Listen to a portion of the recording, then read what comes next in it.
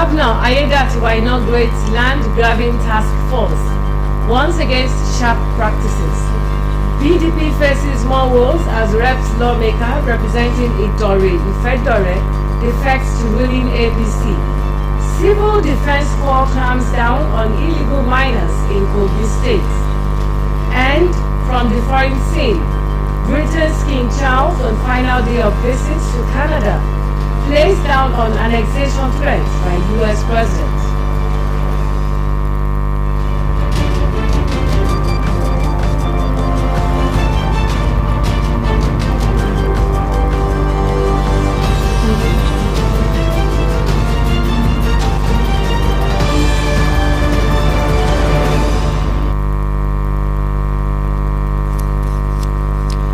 Good evening and welcome to Osrc News at 7. My name is Odunayo Sawyer.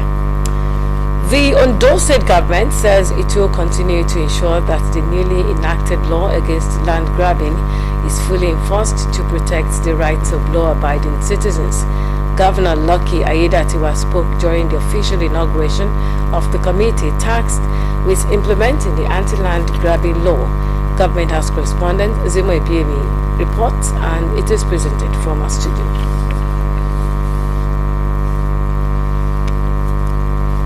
The anti-land grabbing law, which was earlier passed by the Ondo State House of Assembly and received executive assent from Governor Lucky Ayedatiwa, is now in full force in the state. The law is aimed at curbing the activities of individuals and groups involved in forcefully taking over land without proper authorization, a menace that has plagued several communities across the state.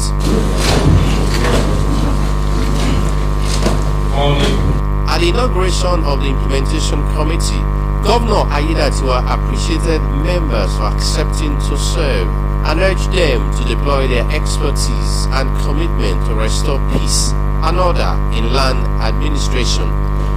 From rural communities to urban centers, the menace of land grabbing has manifested in violent displacements, prolonged litigations, and in many cases, the loss of life. Speculators, often shielded by informal networks of loopholes in our laws, have fueled chaos in land administration, hindered genuine investment, and undermined the peace and prosperity of our people. In Ondo State, we will not allow this trend to continue. He also commended the sponsor of the bill, Muyoluwa Ogunwubiju, for his dedication to the cause and for addressing a critical challenge faced by residents. We wish to commend the Ondo State House of Assembly for its proactive stance in recognizing the urgency of this threat and deploying its legislative instruments to stem the tide.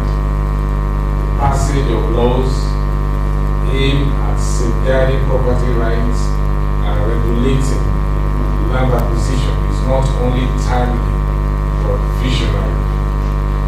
You have once again demonstrated that governance thrives when our institutions work in harmony to protect the interests of the people. Governor Ayedatiwa warned the public to be cautious and law-abiding, reminding them that the law spares no one. It is imperative to let you have a glimpse of the law's provisions, which include up to 10 years imprisonment for land grabbing and forceful entry. Another part of the provision is 5 years imprisonment or a fine of 5 million naira for illegal occupants. 7 years imprisonment for violations of real estate transaction regulations. 21 years imprisonment for resale of properties without proper revocation, and 2 years imprisonment for illegal levies or unneeded levies. Responding, the chairman of the committee and the State Attorney General and Commissioner for Justice, Kayode Ajulo, assured the governor of their readiness to carry out their duties diligently. We are fully aware that the enforcement of this law is not merely about persecution, it's about justice, deterrence, and institutional reform. Our objective is to create a just and efficient land governance system that respects due process and protect all lawful interests. Also speaking, the bill sponsor, Muyolua Ogunwubiju, highlighted the benefits of the law, stating that it seeks to protect vulnerable individuals and restore sanity to land ownership processes. I do came into place because a lot of people make complaints to my consensus office that the issue of land, I have over 10 complaints, 9 were land related, no rest. And I thought about it, like, okay, what can we do? And I made specific investigations, went to the Ministry of Justice, went to the judiciary, so that in Ondo State today, about 92% of cases in court are land related, which means that if you can, even if you solve it by 50%, even the judges will pay for the documents, because so many cases are in court that there are just little misunderstanding. The enforcement of the anti-land grabbing law marks a significant step towards securing land rights in Ondo State. As the implementation committee begins its work, many see renewed hope for justice, fairness, and orderly land acquisition across communities. Meanwhile, the Ondo State House of Assembly has passed into law an amendment bill of the University of Medical Sciences Teaching Hospital Law 2019. The move was sequel to the submission of a report by the chairman of the House Ad Hoc Committee on Health, Dr. Christopher Ogunlana, during a plenary presided over by Speaker Olamide Oladiji. House of Assembly correspondent Omoshilola Adesoya Ajayi now reports. The amendment bill, which was debated and committed to the Ad Hoc Committee after scaling through second reading recently at the floor of the House, will facilitate efficient medical service delivery in the state and open new frontiers for medical personnel to explore opportunities within the teaching hospital. Presenting the reports during plenary, Dr. Christopher Ogunlana stated that the bill would create greater access for indigenous students to leverage the advanced medical facilities for academic and research purposes. He noted that 7 sections of the bill were amended in order to ensure that the operations of the teaching hospital align with world best practices and for educational purposes. If the amendment bill is called, it's possible know that facilitate the operations of the teaching hospital for proper provision of medical attention to citizens of the state. Majority Leader of the House, Oluwole Ogunmolasiri, moved the motion for the bill's passage into third reading and approval. The move was seconded by the lawmaker representing Ile Olujoke constituency, Nelson Akishuroju. Mr. Speaker, I rise to move a motion for a bill for a law to amend the University of Medical Science Teaching Hospital Ondo State Law 2019 to third reading and to be passed into law for the good people of Ondo State. I so move, Mr. Speaker. Mr. Speaker, I rise to second the motion able by Honorable Ogunmolasiri, the majority that a bill for a law to amend the University of Medical Science Teaching Hospital Ondo State to third reading. In his remarks, the Speaker Olamide Oladiji commended the initiative, noting that the emergence of Futa Teaching Hospital would spur healthy competition, generate job opportunities, and boost the state's internally generated revenue. He thereafter ruled for the bill to be passed into law following a voice vote.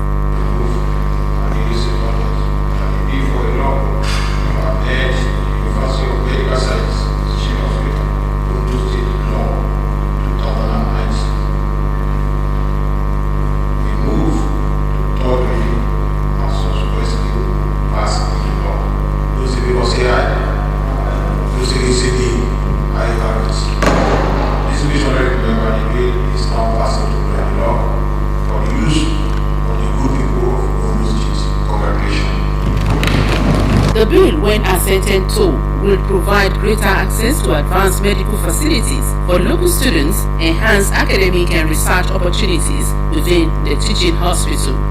Omoshiliola Adesoye Ajayi, Osrc News. Moving on to health, the Ondo State government has commenced the rehabilitation and upgrading of primary health care centers across the state, with 16 communities in Akoko Northeast and Akoko Southwest local government area among the key beneficiaries. This intervention, widely lauded by stakeholders, is aimed at revitalizing healthcare delivery at the grassroots, reducing the maternal and child mortality, and improving working conditions for health personnel. Osrc's Adewumi Taiwo reports. A wave of transformation is sweeping through primary healthcare centers in Akoko North and Akoko Southwest local government areas of Ondo State as rehabilitation works intensify in various wards.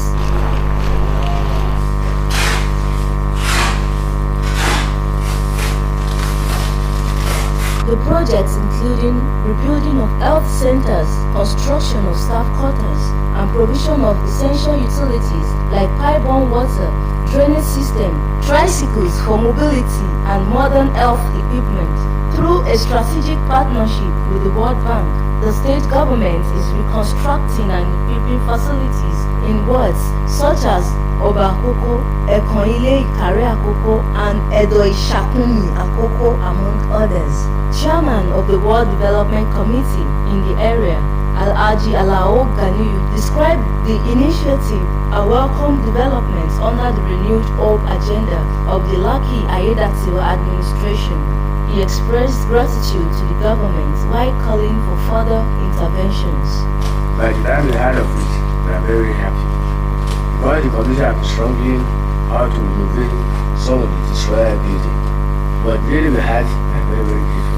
Medical personnel in the affected wards say the rehabilitation project has brought a significant improvement to service delivery. They commended Governor Aiyedatiwa for prioritizing healthcare infrastructure, noting that the upgrades have eased access to quality care for residents. There's no enough room for the staff, even the local staff. But when this program comes on board, it is a very great privilege and very great teaching facility and entire community. We are so happy. Since the beginning of the project, we are happy because for a very long time, there's nothing of such. We really want to appreciate the state government and the World Bank and the impact personnel, I can say. We enjoyed this new quarters because our people suffer from sleeping when they duty. Engineers supervising who highlighted the scope of the project assured that the facilities upon completion would meet the needs for the local population. We have four local governments in Akoko here, and we are working in all the four local governments in Akoko. They gave us 3 months to complete the project, and we have started since March. Upgrading of the existing facilities, putting on perimeter fence, buying of tricycles, ambulance, then giving them boreholes, things that will make them, comfortable and effective. Residents are equally enthusiastic. Mrs. Iyaleye Wemimo from Oba Akoko believes the intervention will make a huge difference, especially in maternal and child health care. At the initial stage, they used to go to Waro to Osrc to take care of their other for delivery and to take care of their children. But presently, the situation is improved. Now they will be here to take care of their children. No need of moving far. The ongoing rehabilitation of primary healthcare centers across Akoko Northeast marks a significant milestone in the state's commitment to strengthening grassroots health delivery. With improved infrastructure, better equipment and motivated staff, the goal of accessible and quality health care for all is gradually being realized in Ondo State. Adewumi Taiwo, Osrc News. Moving on to the political scene, the People's Democratic Party (PDP) and the Labour Party (LP) have suffered fresh setbacks as two members of the House of Representatives, Festus Akingbaso and Okoli Lawrence, defected to the ruling All Progressives Congress (APC). Akingbaso, who represents Idore-Ifedore Federal Constituency of Ondo State, left the PDP, citing a lingering internal crisis and aligning himself with the APC's ideology and renewed hope agenda of President Bola Tinubu. His defection drew a protest from Minority Leader Kingsley Chinda, who raised a point of order, arguing that there was no crisis in the PDP. Lawrence, who represents Aniocha North and Aniocha South, Oshimili North, Oshimili South Federal Constituency of Delta State, dumped the LP, stating that his decision to join the APC would bring governance closer to his constituents.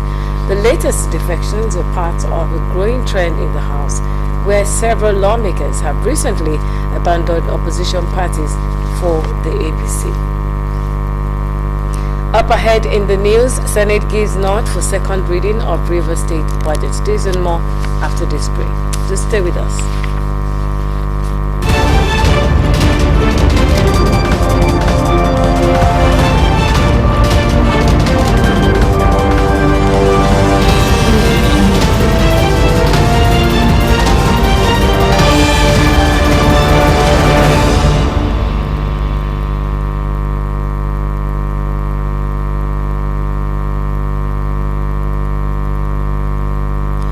Thank you for staying with us on OSRC News at 7. You can watch us live on our website www.osrc.ng or follow us on Facebook at OSRC TV, and on YouTube you can subscribe to our channel OSRC TV Ondo.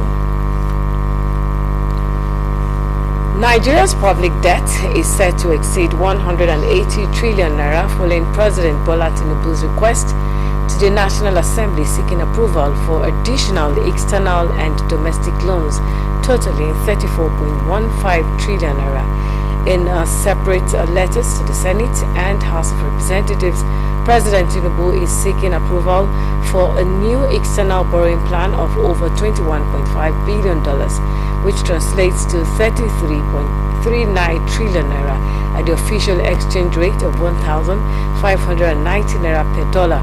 The president is also seeking approval of a domestic bond issuance of 757.9 billion naira to settle outstanding pension liabilities. Tinubu, who urged the National Assembly to give timely approval, assured of his administration's commitment to transparency and accountability. The Senate President, Godswill Akpabio, has referred the request to the Committee on Local Debts for further legislative action, while Speaker, House of Representatives Abbas, has referred same to the Committees on National Planning and Economic Development, as well as pensions for further action.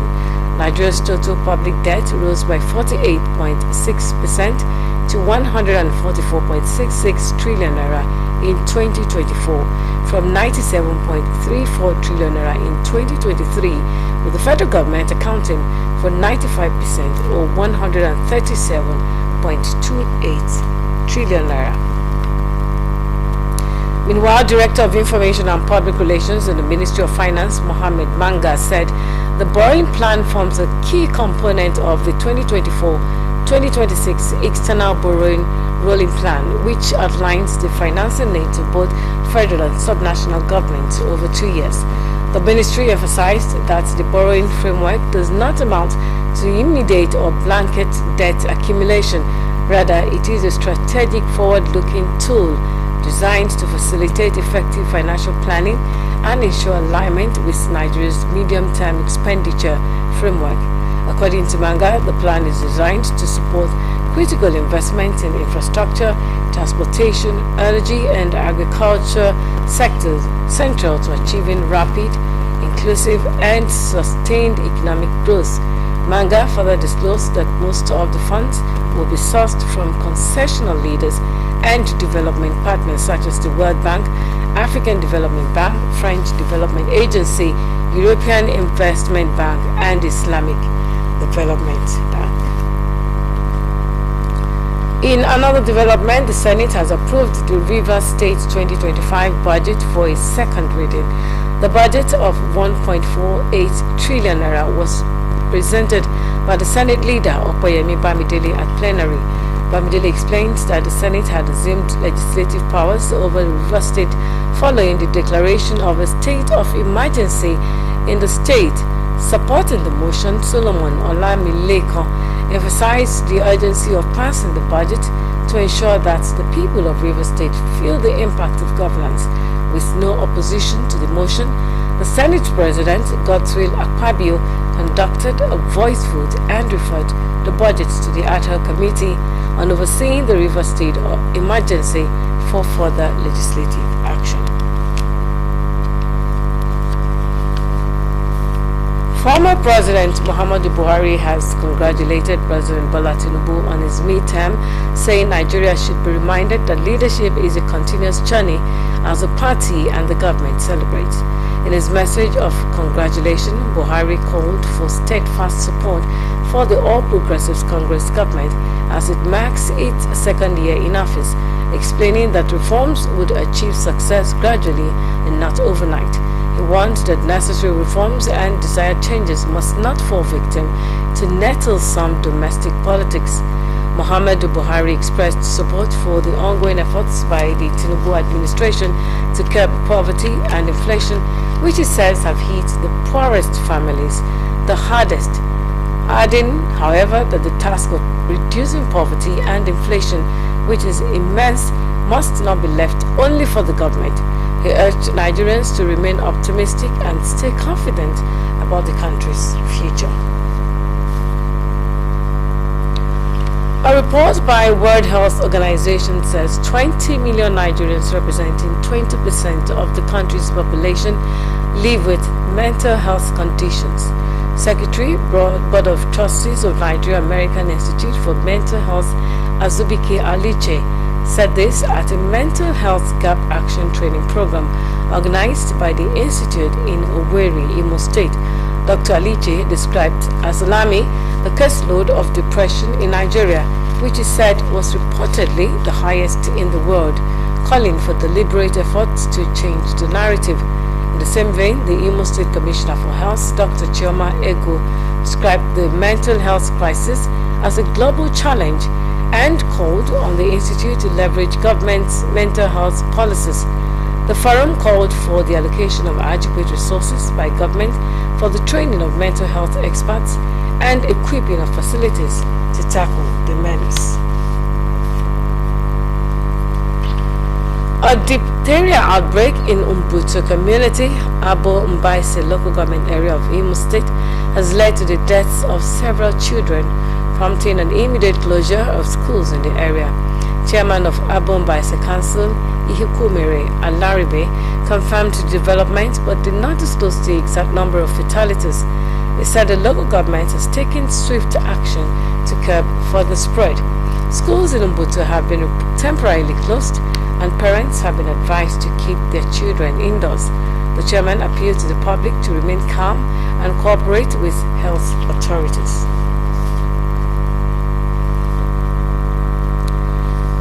The Nigerian Security and Civil Defense Corps has arrested 17 individuals and seized multiple vehicles in a coordinated operation against illegal mining activities in Kogi State.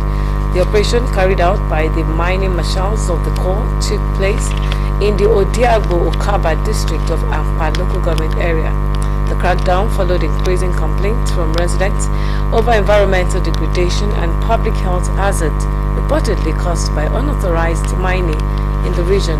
According to the NSCDC spokesperson Afolabi Babawale, 3 trucks and 39 motorcycles allegedly used for illegal mining were impounded during the raid. NSCDC Commandant General Ahmed Audi reaffirmed the Corps' commitment to combating the economic sabotage posed by illegal mining and pledged continued efforts to safeguard national assets.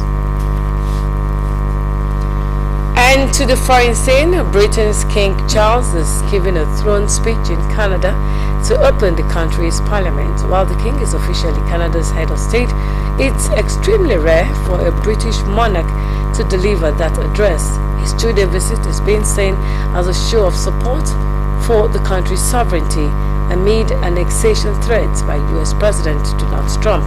Adirunke Kolawole completes the story. A historic ceremony steeped in symbolic words and Canadian tradition.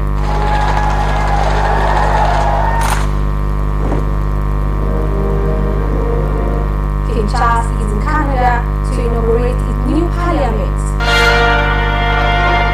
becoming the first British monarch to do so in nearly half a century, this time against the backdrop of annexation threats from the United States. The King's visit is at the invite of Canadian Prime Minister Mike Carney, who's promised the wartime cabinet to combat those threats. His speech underscoring Canada's sovereignty. Today, Canada faces another critical moment.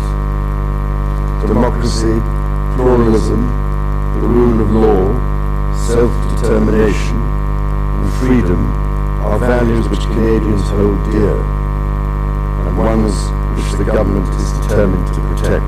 Canada is confronting increased American aggression and is trying to diversify its trade. King Charles says the nation is facing unprecedented times. Yes, this moment is also an incredible opportunity. An opportunity for Canada to embark on the largest transformation of its economy since the Second World War. His speech made obvious references to Donald Trump without explicitly naming him. The president that is striking sweeping tariff on a country dependent on exports to the US, and who suggested using economic coercion to force it to become a 51st state. For many, the visit was a welcome tribute. This is something that the monarchy is employed to do at times. The weight of 1,000 years old institution push back against certain threats or bullies or whatever the case may be, and often that can have much more of an effect than a heated argument with another elected politician. Canada is a place inherently different from its southern neighbor, a country founded by the British, French and indigenous people, and run as a constitutional monarchy. As the anthem reminds us, the true North is indeed strong and free. A country, King Charles says, has spawned a renewed sense of national unity. Adirunke Kolawole, Osrc News. And before we go on the Osrc News at 7, another look at the major stories. Ondo State Governor Lucky Aiyedatiwa has inaugurated the land grabbing task force and has warned against sharp practices. Governor Aiyedatiwa said the law will be fully enforced to protect the rights of citizens. 2 members of the House of Representatives, Festus Akingbaso of the PDP and Okoli Lawrence of the Labour Party, have defected to the ruling All Progressives Congress, citing lingering internal crisis and the need to bring governance closer to the people. The Civil Defense Corps has clamped down has apprehended 17 individuals over illegal mining activities in Kogi State. And from the foreign scene, we told you that Britain's King Charles, on his final day visit to Canada, played down on annexation threat by U.S. President. His 2-day visit is seen as a show of support for the country's sovereignty. Thank you so much for being there. My name is Odunayo Soya. Good evening.